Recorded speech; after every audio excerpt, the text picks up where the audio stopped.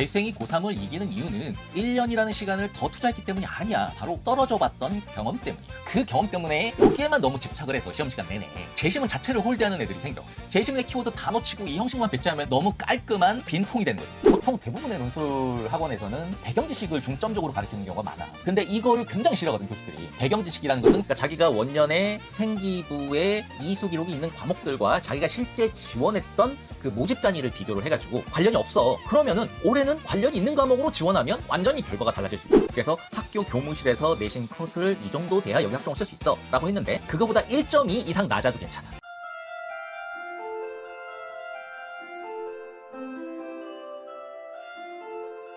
자, 첫 번째 영상에서 얘기했었지. 이 부록에 대해서. 우리는 고3 때 그런 말 많이 들어봤어. 재수생이 무섭다. 너네는 재수생까지 이기고 합격을 해야 되니까 더 열심히 해야 된다. 뭐 이런 얘기 많이 들어봤지. 근데 재수생이 고3보다 강한 이유가 1년을 더 공부했기 때문이라고 생각하는 애들이 대부분이야. 절대로 아니야. 너네 이번 겨울방학 지내봤잖아. 겨울방학 지나는 동안 고3 때까지 실력 다 까먹어. 어차피 재수 시작할 때 처음부터 다시 시작하는 거야. 재수생이 고3을 이기는 이유는 1년이라는 시간을 더 투자했기 때문이 아니야. 재수생이 고3을 이기는 이유는 바로 떨어져 봤던 경험 때문이야. 그 경험 때문에 두루뭉실하게 멍청하게 지원하는 고3보다는 합리적이고 냉철하고 공격적이고 생산성 있게 지원하는 재수생이 수시나 정시에서 항상 승리를 거두는 거야. 너네는 재수의 입장에서 어떻게 보면 기분이 매우 안 좋고 낙담을 했겠지만 사실은 굉장한 메리트를 가지고 이 시점에 서 있는 것이지. 수시 재지원 여부 체크리스트를 내가 만든 이유는 뭐냐면 지금 이 시점에서 너희들은 불합격을 하고 굉장히 위축되어 있기 때문에 자기 방어 논리 또는 자기 학대 논리 때문에 자기가 왜 떨어졌는지에 대한 기억이 왜곡돼 있을 확률이 커. 따라서 이 체크리스트를 통해서 자신의 불합격의 원인을, 자신의 불합격의 의미를 최대한 객관화해서 올해만큼은 아주 생산성 있는 지원 전략을 짜기 위해서, 쉽게 말하면 자기 객관화 도구라고 생각하면 돼. 이 체크리스트는. 이 체크리스트는 논술 하나, 학종 하나로 구성이 되어 있어. 쉽게 말하면 체크를 해보고 내가 올해 수시 독재 쪽으로 편중돼서 지원을 해야 되는지 정시 독재 쪽으로 편중돼서 지원을 해야 되는지 이거를 결정할 수 있는 거고, 또 내가 수시 독재 중에서도 논술 쪽에 더 큰 비중을 둬야 되는지 학종 쪽에 더 큰 비중을 둬야 되는지를 결정할 수 있는 중요한 도구 역할을 해주는 거야. 다시 한번 까먹었을까봐 강조하자면 수시 독재는 수시에 편중되어 있는 거지만 정시 독재는 정시에 편중되어 있는 게 아니야. 정시 수시를 다 균형 있게 하는 게 정시 독재고, 수시 독재는 정시의 비중을 최대한 줄이고 수시에 집중하는 독재야. 그러니까 사실은 수시 독재든 정시 독재든 수시 정시 다 하는 거야. 내가 시간 투자를 어느 쪽에 더 하느냐 또는 지원 전략을 짤 때 어느 쪽에 더 비중을 두느냐의 문제일 뿐이지 양자택일의 문제는 아니라는 거 다시 한번 강조해 두고, 하나하나 설명을 해야 너희들이 이제 정확한 체크가 가능하니까 간략하게 설명을 하고 끝낼게. 수능 최저학력 기준을 충족했었다. 그런데도 떨어졌다. 그러면 여기 체크를 해야 되는 거야. 그러니까 수능 최저학력 기준을 내가 충족을 한 상태에서는 사실은 경쟁률이 굉장히 낮아. 지원자는 굉장히 많아 보이지만 실제로는 수능 최저를 못 맞추는 애들이 되게 많고, 또 시험 시간 내에 작성을 못하는 애들까지 합치게 되면 최저학력 기준을 맞췄고 시험 시간 내에 다 작성만 해도 사실은 경쟁률 2대1에서 정말 최대 잡아야 6대1, 7대1밖에 안 돼. 그렇기 때문에 내가 수능 최저학력 기준을 맞추고도 떨어졌다면 여기다 체크를 하고 나는 논술 자체의 경쟁력이 매우 떨어진다 라고 감안을 할 수 있는 거지. 또 내신은 3.8 이상이었다. 그리고 떨어졌다. 그렇다면 또 여기 체크를 해줘야 돼. 물론 이제 3학년 2학기가 추가되면서 이게 바뀌었을 수도 있겠지. 사실은 논술에서는 내신이 중요하진 않아. 내신을 아예 반영하지 않는 곳도 있지. 또 내신을 반영하는 곳도 있고. 근데 내신을 반영하는 곳에서도 자기 내신이 3.8보다 낮다 하더라도 사실 그것 때문에 논술 못 붙는 건 아니야. 논술을 못 썼으니까 못 붙는 거야. 그런데 너희도 알겠지만 논술 전형에서 내신을 반영할 때 등급별 내신 격차가 있지. 쉽게 말하면 내신이 아래쪽으로 형성될수록 감점폭이 점점점 커지잖아. 그런데 사실은 1등급 대에서 3.8 정도까지는 그 내신 등급 간 격차가 많지 않기 때문에 손실이 그렇게 크지 않아. 그런데 대학마다 다르긴 하나 대부분 서울 시내의 주요 대학교 대부분은 대강 3.8을 임계점으로 잡을 수가 있어. 3.8보다 아래로 떨어질수록 등급 간 격차가 심하게 벌어지면서 논술 점수가 내신에 의해서 갉아먹히는 정도가 커진다. 이렇게 생각하면 되는 거지. 그러니까 자기가 3학년 2학기까지 내신을 반영했는데도 3.8보다 아래다.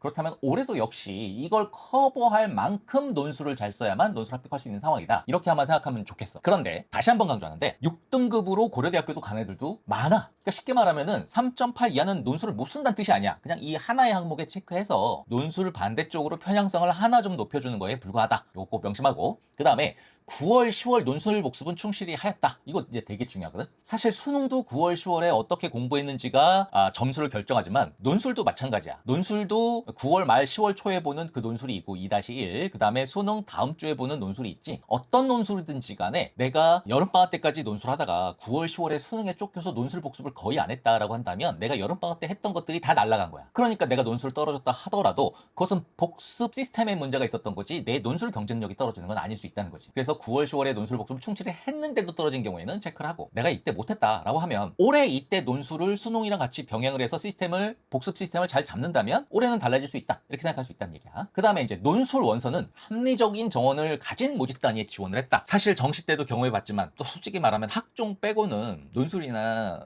정시나 모집 단위별 모집 정원이 좀 많이 작지. 그러다 보니까 예를 들어서 모집 정원이 4명이라고 한번 가정을 해보자. 그러면은 내가 논술이 딸려서 떨어졌다라고 함부로 말하기 좀 어려워. 왜냐면 나보다 조금 더 논술 잘 쓴 애들 4명만 전국에서 모여도 떨어지는 거잖아. 그치? 그러니까 논술 원서를 어느 정도 합리적인 정원을 가진 모집 단위에 지원하고 떨어졌을 때는 내 논술 경쟁력이 있다 라고 생각해 볼 수 있겠지만, 너무 작은 데 썼다, 내가 그 과에 너무 가고 싶어서 뭐 4명이 아니더라도 4명, 6명 뭐 이렇게 너무 작은 데 썼었다 라고 한다면 올해 논술 준비를 더 열심히 해서 그 정도 정원에 지원을 하거나, 아니면 모집 정원을 더 큰데 지원을 해서 결과가 달라질 수 있는 상황이다, 이렇게 이제 생각을 해야 돼. 그 다음에 이제 전형 일시는 합리적으로 고려하여 지원하였는가, 요것도 이제 나중에 내가 이 채널에 영상을 올릴 건데, 그 전형, 그러니까 논술 시험을 보는 날짜들의 분포 있지. 내가 예를 들면 3개를 볼 수도 있고 4개를 볼 수도 있고 6개 모두 논술을 볼 수도 있는데, 그 날짜들이 서로 딱딱딱 붙어 있어도 장단점이 있고 충분히 간격을 가지고 벌어져 있어도 또 장단점이 있거든. 그래서 전형 일시를 자신의 어떤 논술 스타일이나 수능 점수나 논술을 어떻게 상향, 적정, 하향 지원했는지 등등, 내신이 반영된 논술을 썼는지 반영되지 않는 논술을 썼는지, 최저는 어떻게 관계가 되는지에 따라서 전형 일시를 어떻게 배치하느냐. 그래서 이 전형 일시에 대한 어떤 중요성을 자기가 모르고 지원했었다, 그렇다면은 올해는 달라질 수 있어. 전형 일시를 적절히 배치했을 때. 그런데 자기가 합리적으로 잘 배치를 했는데도 불구하고 떨어졌다, 그러면 여기 체크가 가야겠지. 그 다음에 시험장에서 문단 내 구조 잡기만 집착을 해서 제시문을 홀대하지는 않았다. 이게 이제 무슨 말인지 모를 거야, 내 제자가 아닌 애들은. 근데 내 제자인 애들은 바로 무슨 말인지 알지? 일단은 문단 내 구조 잡기는 내 제자가 아닌 애들은 일단은 그 문단 안에서, 특정 문단 안에서 문장들을 어떻게 배치하고 순서를 배열하고 길이 조절은 어떻게 하고, 그 다음에 각각 주어나 접속사는 어떻게 사용을 하고 등등의 테크닉이거든. 교수들의 가독성을 굉장히 높여주는 테크닉이야. 근데 이걸 한번 배워보면 이거 어마어마하구나, 이거 내가 쓴 글 맞아? 라고 느낄 정도로 글이 확 바뀌거든. 그러다 보니까 조금 훈련이 덜 되면 여기에만 너무 집착을 해서 시험 시간 내내 제시문 자체를 홀대하는 애들이 생겨. 아니, 이 만들어진 형식 안에 제시문의 키워드를 적절하게 꽂아놨을 때 이 형식의 꽃을 피우는 거지. 제시문의 키워드 다 놓치고 이 형식만 배치하면 너무 깔끔한 빈통이 되는 거야. 그지? 자기가 문단 내 구조학기를 잘 했어. 그리고 제시문도 홀대하지 않았어. 그리고 떨어졌다면 자기 역량에 문제가 있는 거니까 올해도 조심해야 돼, 논술은. 그런데 자기가 요런 실수를 많이 했어. 이런 실수하는 애들 되게 많거든. 그렇다면 올해는 요 균형 맞추는 것만으로도 순식간에 결과가 달라질 수 있다. 그 다음에 시험장에서 논제 분석 결과보다는 배경 지식을 우선시하지는 않았는가. 이제 논제 분석도 이제 내 제자들은 뭔지 알 거고, 내 제자가 아닌 애들을 위해서 간략하게 설명을 하자면 요구사항과 제한사항을 말해. 정확히 말하면은 어떤 내용이 들어오면 득점을 줄 거고 어떤 내용이 들어오면은 감점을 하겠다. 이것들이 논제에 정확하게 기재가 되도록 되어 있거든. 지금 채점 교수와 출제 교수의 커뮤니케이션 때문에 이거를 잘 분석을 해서 채점 교수가 찾을 만한 내용을 내가 선별하는 것이 논술의 출발점인데, 보통 대부분의 논술 학원에서는 배경 지식을 중점적으로 가르치는 경우가 많아. 근데 이거를 굉장히 싫어하거든, 교수들이. 배경 지식이라는 것은 교과 과정과 무관한 배경 지식을 말해. 교과 과정 안에 있는 배경 지식은 그건 배경 지식이 아니라 교과 지식이야. 그래서 그거는 출제에 있어서 득점 포인트고, 교과 과정과 무관한, 교과 과정을 좀 넘어서는 배경식을 논술 시간에 막 가르쳐서 요런 주제로 논술이 나오면은 요거를 꼭 써줘. 요런 주제로 논술이 나오면 교수들이 이런 좋아해, 이렇게 가르치는 사람 되게 많거든. 고짓했다가는 사실은 감점이 아니라 실격이야. 실격당해서 떨어진 거야, 너네들은. 그런데 너네가 만약에 그런 실수를 범하지 않고 떨어졌다라고 한다면 너네 논술 경쟁력에 문제가 있는 거야. 그다음에 시험 중에서 시간 안배에 성공했다. 이거 이제 되게 중요한데, 자기가 시간 안배를 성공한 거를 시간 내에 답안을 완성하면 시간 안배에 성공했다고 생각하는 애들이 되게 많아. 그런데 내 제자들은 알지. 앞쪽에 분석력이 들러붙고 뒤쪽에 사고력이 들러붙어, 배점이. 근데 둘 다 비중이 같아. 그렇기 때문에 사실은 앞에서 중요하다, 뒤에서 중요하다, 앞이 배점이 크다, 뒤에서 배점이 크다, 이런 건 없거든. 근데 보통 애들은 너무 잘 쓰고 싶으니까 논술 시험 시간 중에서 앞에 분석력 이쪽에 열심히 쓰다가 점점점 시간에 쫓기게 되겠지. 그러니까 뒤쪽에서 사고력 파트에서 막 다급하게 쓰면서 가까스로 시간 내에 완성을 한 걸 성공했다고 생각을 해. 근데 분석력은 시간이 요령만 알면 시간이 오래 걸리지 않아. 근데 사고력은 시간을 투자할수록 문장도 좋아지지만 내용도 좋아지거든. 근데 뒤쪽으로 갈수록 사고력인데 거기서 시간 안배를 못했다면 어떻게 되니? 시간 내에 답안에 마침표를 찍었다 하더라도 뒤쪽 100점 절반이 날아갔다는 뜻이야. 그랬다면은 사실은 떨어질 수밖에 없는 거지. 그래서 너네가 시간 안배를 성공을 했다라는 얘기는 앞쪽과 뒤쪽 모두 적절한 시간이 투자된 상태에서 시간 내에 마침표를 찍었다. 그러고 나서도 떨어졌다라고 하면 자기 논술 자양분에 문제가 있는 거야. 근데 시간 안배에 실패했다가 선생님 기준대로 하면 시간 내에 마침표는 찍었지만 시간 안배에 실패했다. 이렇다면 그건 사실은 올해 약간의 교정만 해줘도 결과가 확 달라질 수 있으니까 다시 도전할 수 있어. 요거 한번 생각해주고, 그 다음에 논리적 유기성에 배려를 했다. 요것도 이제 내 제자들은 논리적 유기성이 뭔지 알지. 근데 지금 여기서 다 설명할 수 없지만 내 제자들이 아닌 애들도 답안의 구조 정도라고 한번 받아들여. 정확하게 똑같은 단어는 아닌데 그 정도라면 너희들도 아는 표현이잖아. 그지? 답안의 구조, 어떻게 구성하는지, 순서는 어떻게 배치되는지, 답안의 각각 컨텐츠들이 따로 놀지 않고 어떻게 한 줄로 잘 묶여져 있는지, 그런 것들을 내가 충분히 배려를 하고 떨어졌다면 사실 감점 사항이 없는데도 내 논리 자체가 자양분이 떨어져서 논술 경쟁이 떨어져서 떨어진 거야. 그럼 여기 체크가 들어가야 돼. 근데 논리적 유기성에 배려를 내가 못했어. 시험 시간이 급해서든 깜빡해서든 아니면 미리 막판 정리를 못해서든 그런 경우라면은 솔직히 말하면은 한 4-5시간만 오래 교정을 해줘도 이거는 그냥 올해 결과 달라질 수 있기 때문에 그건 체크하면 안 되는 거지. 이렇게 해서 이쪽에 쭉 체크를 해보고 그 개수가 많을수록 난 수시 독재보다는 정시 독재로 기울어져서 지원 전략을 짜야 된다. 그 다음에 하나의 수시 안에서도 논술보다는 학종 쪽으로 6장을 최대한 채워야겠다. 이런 쪽으로 지원 전략을 짜줘야 돼. 자, 이제 학종 체크리스트 보자. 학종 체크리스트 할 때는 자기가 이제 원년에 학종을 면접이 있는 걸로 지원을 해서 1단계 통과하고 면접에서 떨어졌다. 그럴 경우에는 이 체크리스트랑 관계가 없어. 면접은 논술이랑 달라. 논술 같은 경우에는 타고나는 게 좀 있거든. 문과든 이과든. 그런데 면접 같은 경우에는 완전히 100% 요령, 특히 미리 준비하는 요령보다는 당일날 면접장에서 교수와 교감하고 커뮤니케이션하는 테크닉이 떨어져서 불합격한 것이기 때문에 그건 사실은 금방 올해 제대로 된 요령으로 준비만 하면 면접장에서 커뮤니케이션 제대로 할 수 있거든. 그래서 내가 면접을 뭐 때문에 떨어진지 상관없이 재도전할 수 있어. 근데 문제는 생기부야. 자기 생기부에 경쟁력이 있느냐 없느냐. 너네가 재수한다고 해서 논술은 새로 공부할 수 있고 수능도 새로 공부할 수 있지만 생기부를 어떻게 뒤집을 수는 없잖아. 그지? 그래서 자기 생기부가 어떤 상태인가, 경쟁력이 어느 정도 수준인가를 한번 체크해 볼 필요가 있는 거지. 자기가 원년에 현역 때 생기부에 지원을 하는 전공에 관련돼서 과목에 이수 기록이 없다. 그러니까 자기가 원년에 생기부에 이수 기록이 있는 과목들과 자기가 실제 지원했던 그 모집 단위를 비교를 해가지고 관련이 없어. 그러면은 올해는 관련이 있는 과목으로 지원하면 완전히 결과가 달라질 수 있어. 생기부는 절대적인 경쟁력이 있는 것이 아니라 어떤 모집 단위의 교수가 받느냐에 따라서 결과가 정반대로 나누는 경우가 많거든. 그래서 자기가 지원한 모집 단위에 대한 지식이 부족했기 때문에 나중에 이것도 내가 이 채널에 설명을 할 거야. 자기 지원한 모집 단위에 따라서 필요한 이수 과목이 있는데 그걸 자기가 정확히 파악을 못해서 엉뚱한 데 지원했을 수 있거든. 그렇다면 올해 다시 쓸 수 있어. 그것만 교정해주면 되니까. 근데 생기부에 올해 지원할, 내가 이번에 재수하면서 지원하고 싶은 그 과목에 관련된 이수 기록이 없어. 그러면 사실은 학종은 못 쓰는 거지. 재수까지 하면서 과를 포기할 수는 없잖아. 과는 가고 싶은데 가야지. 근데 그 과목에 이수 기록이 없어. 그러면 학종은 빼고 논술로 가야 돼. 그 점 생각해 주니까 체크가 들어가야 되고. 그다음에 내신은 지원 모집 단위에 관련돼서 너가 여기 학종을 쓰려면은 요 정도 내신 돼야 돼라고 교무실에서 얘기했었지. 근데 사실은 학교 선생님들이 나빠서라기보다는 너네가 재수하는 그 고통을 겪지 않았으면 하시는 마음에 대부분의 선생님들이 굉장히 보수적이야. 내신 컷이. 그래서 학교 교무실에서 내신 컷을 이 정도 돼야 여기 학종을 쓸 수 있어 라고 했는데 교과 아니야. 지금 학종 얘기하는 거야. 그거보다 1.2 이상 낮아도 괜찮아. 그 상태에서 지원을 했어. 교무실 예상 컷보다 1.2 정도에서 플러스 1.2 정도에서 그랬는데 떨어졌어. 그러면은 사실 생기부에 문제가 있는 거야. 근데 교무실 예상 컷보다 1.2 더한 것보다 훨씬 더 아래야. 그래서 떨어졌어. 그러면 올해 다시 도전할 수 있는 거야. 왜냐면 1.2를 플러스 1.2를 넘지 않는 곳에 쓰면 되니까. 그 다음에 동 레벨 대학 중에서 대학별 내신 산정 방법을 고려하여 선택했다. 이건 사실은 너무나 당연한 거고 너네도 알고 있었고 고3 때도 많이 들어봤던 얘기지만 사실 이거 실천하지 않는 애들 되게 많아. 같은 레벨의 대학 중에서도 대학별 학종 내신 산정 방법이 다 따로 있는데 비슷한 레벨인데도 학교에 따라서 자기 내신이 고평가되는 데가 있고 저평가되는 데가 있어. 그리고 그 폭이 굉장히 커. 편차가. 이제 뭐 서울대 있고 연고대 있고 서성한 있고 중경기시 있고 뭐 이렇게 놓고 봤을 때 아래쪽 레벨로 올수록 이 편차가 더 심하게 벌어져. 따라서 자기가 이걸 고려하지 않고 정말 제대로 따져보고 산정한 후에 따져보고 지원을 했어. 그러면 자기 생기부에 문제가 있는 거야. 근데 따져보지 않았어. 제대로 대강 뭐 이렇게 했어. 그러면은 올해는 이걸 제대로 계산을 해서 득실을 따져서 지원하면 결과가 달라질 수 있다.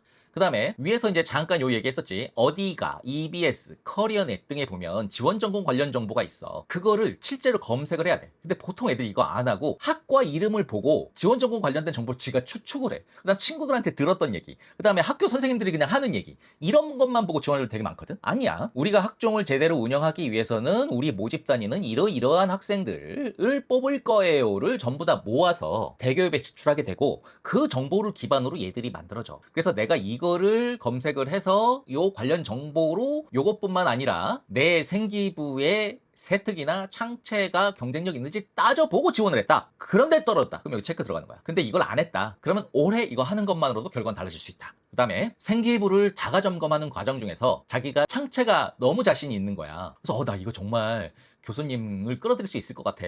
이거는 정말 경쟁력 있는 것 같아. 이렇게 생각하는 애들 있거든. 왜냐면 자기가 3년 동안 너무나 고생하고 시간을 많이 투자해서 쌓아온 것들이니까 여기 진짜 대단한 거 있어 라고 하면은 거기 자신감이 없어서 자꾸 이쪽으로 쏠려. 그게 비중이 커 보이는 거야. 근데 절대 안 그래. 이 세 개가 절반이 세특이 비중이 있는 거야. 그러니까 내가 이거 두 개가 경쟁력이 있어도 이거 하나 경쟁력 있는 것만큼 정도밖에 안 된다는 얘기지. 그래서 내가 5대 3대 2의 비율로 원칙을 따져서 내가 내 경쟁력을 고려를 했었다. 그러고 떨어졌다. 그럼 경쟁력이 없는 거지. 근데 요 비율을 안 따졌다. 그러면 이거 비율을 따지는 것만으로도 올해 적합한 곳을 잘 구멍을 찔릴 수 있다는 얘기지. 그 다음에 생기부 기재 소재 중에서 전공 적합성, 전공 관련 교과 성취, 확장 능력 관련 내용이 2개 이하다. 그래서 떨어졌다. 그러면 올해도 이거 2개 이하잖아. 이거 추가할 수 없잖아. 그러면 체크 들어가야 돼. 이게 교수들이 제일 중요하게 보는 거거든. 근데 뭐 이거를 지금 내 제자가 아닌 애들은 모를 수 있으니까 이거 지금 설명하면 되게 복잡하지만 간략하게만 너네가 어느 정도 알고 있을 거라고 가정하고 설명을 하자면, 너네 세특 창체의 대단한 정도가 중요한 것이 아니라 그것이 그 모집단위랑 관련된 적합성을 가지고 있느냐, 요거지. 그 다음에 전공 관련된 교과 성취가 전체 교과 성취보다 중요하거든. 그러니까 전체 교과 성취는 내 경쟁력보다 좀 떨어진다 하더라도 전공 관련된 과목만 유독 다 성취도가 뛰어나. 그러면 전체적으로 뛰어난 애보다 점수를 잘 맞는 경우가 부지기수야, 학종은. 그러니까 요거 따져주고. 그 다음에 확장 능력. 내가 고1 때 했던 거를 가지고 고2 때도 이어가거나, 고1 때 했던 걸로 갖게 된 관심을 고2 때 활동으로 이어가거나, 뭔지 알겠지? 고1 때 완성하지 못한 걸 고2 때 보완하거나, 이렇게 학기별, 학년별 연결된 것에 엄청난 가산점을 주거든. 그러니까 이거 3개 영역 중에서 2개 이하다. 그러니까 하나만 있거나 아예 없다. 그렇다면 올해도 비전은 별로 없다. 이렇게 생각하면 되는 거야. 그 다음에 생기부 기재된 스토리 중에 정보 소스 추적 능력, 구체성, 자기주도성, 공동체 역량 관련된 내용이 4개 이하다. 그러면 올해도 비전이 별로 없는 거야. 이것도 역시 내가 간략하게 설명을 해줘야겠지? 정보 소스 추적력은 내가 얼마나 대단한 걸 알고 있는가, 얼마나 대단한 거를 성취했는가, 얼마나 대단한 능력을 쌓았는가가 아니라 그걸 쌓는 과정에서 필요한 정보와 데이터를 스스로 찾아내서 수집하는 능력이 있는 거야. 어떤 남들이 잘 보지 않는 사이트를 알고 있다라든지, 아니면 뭐 이과 같은 애들은 무슨 뭐 어떤 동아리 프로젝트를 하는 과정에서 평홍대 대학생 동아리에 메일을 보내가지고 필요한 정보를 좀 제공할 수 있지 않느냐, 뭐 이렇게 부탁을 해서 수집을 했다라든지, 뭐 이런 거 쓰는 애들 대박 나고 막 그랬거든. 그러니까 일반적으로 학교에서 주는 정보 말고, 일반적으로 AI한테 물어보는 거 말고, 네이버에 물어보는 거 말고, 자기가 정말 구체적이고 타당한 적합한 정보를 수집하기 위해서 얼마나 노력을 하고 융통성을 발휘했느냐를 되게 중요하게 보고 가산점을 줘. 이게 바로 요 채점 항목이야. 그 다음에 자기 세특이나 창체가 좋다라고 학교 선생님이 다 써주지. 나쁘다고 써주는 선생님이 어딨니? 근데 얼마나 구체적인가? 요것도 교수님들이 되게 중요하게 보는 거야. 그 다음에 자기주도성. 이 자기주도성은 학원 안 다니고 혼자 공부했다가 자기주도성이라고 생각하는 애들 많은데 절대 아니야.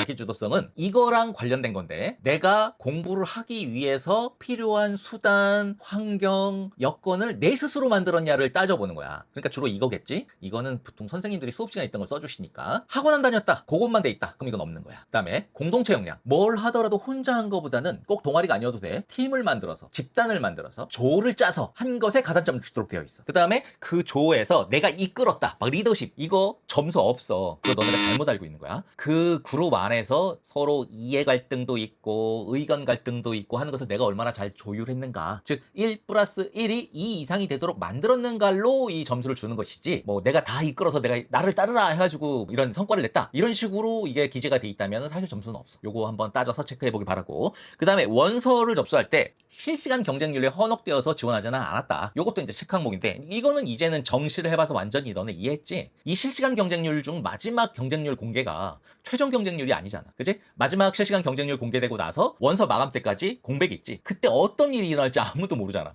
여기 빵꾸 났어 하고 지원을 했어 자기가. 근데 사실은 여기 빵꾸 났어 라고 나만 지원하니 다 몰려서 여기가 터질 수도 있는 거지. 그 다음에 여기는 너무 경쟁률이 높아. 그러니까 나는 피해야겠어 라고 생각을 했는데 사실은 경쟁률이 너무 높아서 나 말고도 다른 애들 다 피해가지고 어떻게 돼? 실제로는 다른 모집 단위보다 오히려 최종 경쟁률이 낮을 수도 있는 거 아니야. 정시때 경험해봤지? 이게 수시때도 그대로 적용이 되거든. 특히 학종에서는. 그러니까 여기에 현역돼서 마지막 경쟁률만 보고 내가 지원을 했었다. 그러면은 그거는 내가 지원 전략을 잘못 짠 거고 지원을 잘못한 거야.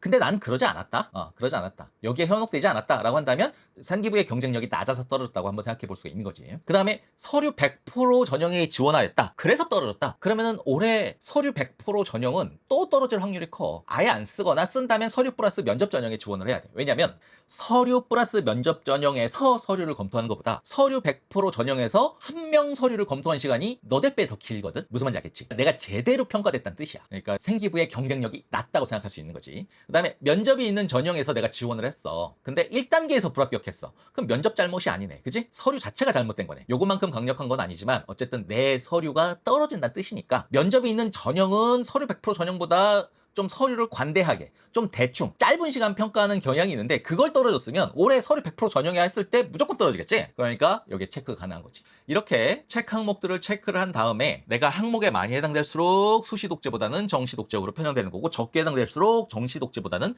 수시 독재 쪽으로 편향돼도 되는 거고 그 다음에 수시 안에서도 학종보다는 논술로 많이 편향되겠지. 여기 항목이 많으면 그 다음 체크된 게 적으면은 학종 경쟁력이 그렇게 떨어지지 않는다 하고 해서 뭐 학종으로 편향된다기보다는 위에서 봤던 논술 체크리스트랑 같이 비교하면서 결정할 수 있는 옵션의 여력이 있는 거야. 무슨 말인지 알겠지?